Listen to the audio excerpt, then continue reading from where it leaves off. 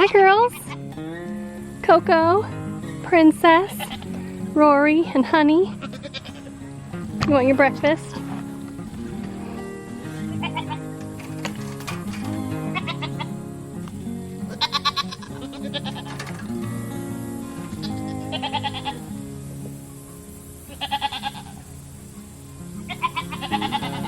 Oh, you're a big mama. I don't know about you. You too.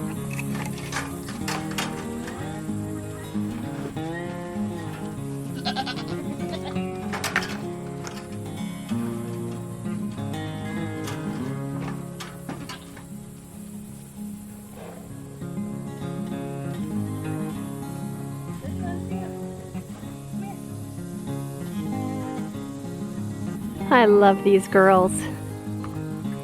The one on the far left, that's Coco. She's the goat that got really hurt. She got cut on her face, and we separated her from everybody else for about a week.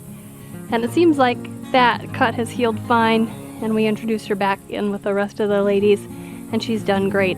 She is super pregnant, and she should be having babies sometime in October. She's so big. I think she's gonna have 3. She's a first freshener. And then right with her, that white goat, that is Princess, and she is also pregnant. I would say 2 of them in her. She's a first freshener, due in October. And then the little bitty one that's behind Rory, who's my current milker, her name is Honey. I'm not sure if she's pregnant.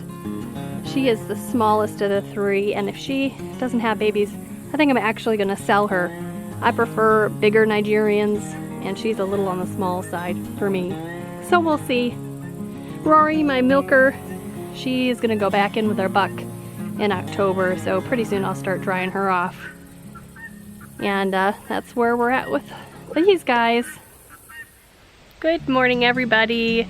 It is gonna be a beautiful day. I don't think it's gonna get very warm. It's overcast, there's a nice breeze. I have some harvesting to do in the garden today because my dehydrator is empty and not running. And for as many peppers as I have to dehydrate, that's not a good thing. So let's go out into the garden and start picking some peppers. If you're new to our channel, welcome. My name is Sarah, and our homestead is called Living Traditions Homestead. And we homestead full-time. We don't go to corporate jobs every day. We're self-employed here on the homestead. Our goal here is to grow all of our own food and raise all of our own food, and then through our homestead business, raise the money needed for everything else. We've been on this homestead for just over 2 years, and prior to that, we homesteaded in the Phoenix, Arizona area for about 5 years while we still both worked corporate jobs. Now, my husband Kevin and I live in the Missouri Ozarks with our 2 daughters, and I'm just loving every minute of it. I'm headed for the cayenne peppers, but you can see that all of these vines from our tunnel, I guess, our gourd tunnel, are starting to creep over into the pepper row, but that's okay. And the flowers that are just starting to bloom here, they're Luffa flowers. So that means hopefully we're gonna have a really great Luffa gourd harvest so I can use them all to make Luffa sponges. Okay, cayennes over here, I'm starting with them.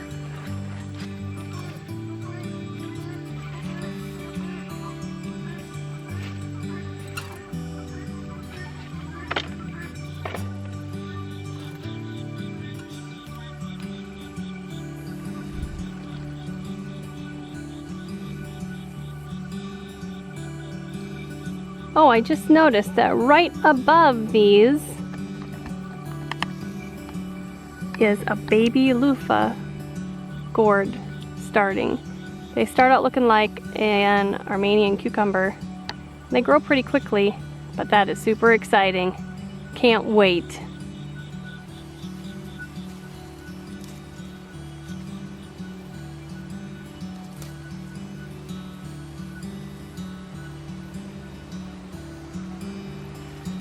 These Anaheim peppers are pretty much done for the season. Well, they're on their way out, I guess. They're starting to turn red.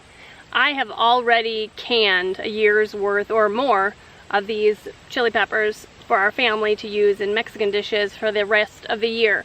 Actually, I got a suggestion from one of you viewers, you subscribers, to go ahead and dry these and powder these as well. So I think that the rest of these, that's what I'm gonna do. So all these guys I'm gonna pick. There are no more blossoms for the year. They're on their way out. So I can, you know, pick all of these and dry them in the dehydrator and then turn them into a powder and use them in my chili powders and all my other mixes that I'll use for the rest of the year.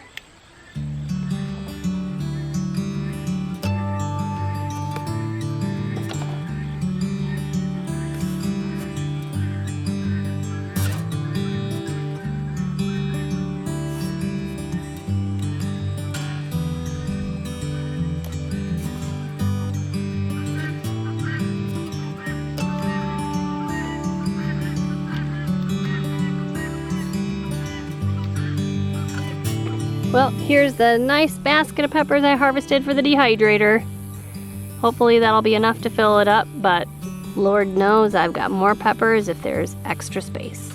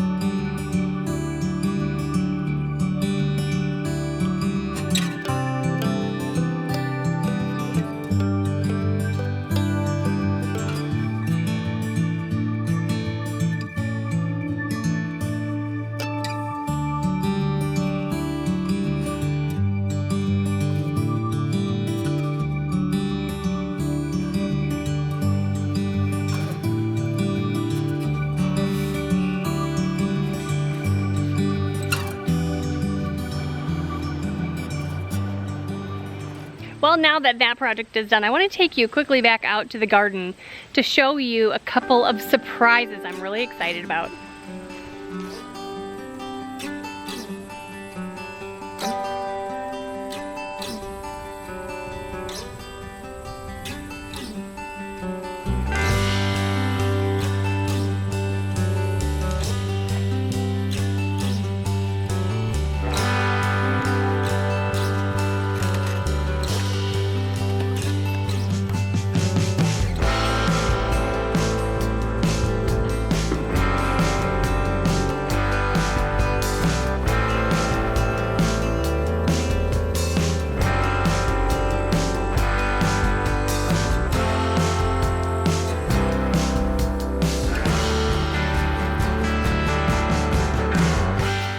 Why am I so excited about a few pumpkins and a few squash?